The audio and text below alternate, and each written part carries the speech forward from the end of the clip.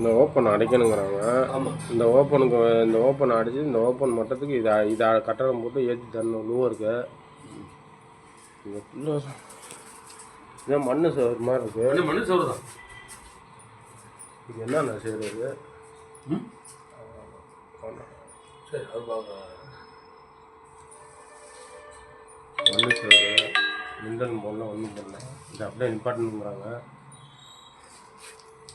Centring அடிக்குமா? கிச்சனுக்கு எப்படி centring அடித்து போடுறதா இல்லை கட்டை கட்டி இதில் கடப்பாக்கல்ல போடுறதா கிச்சன் மேலே?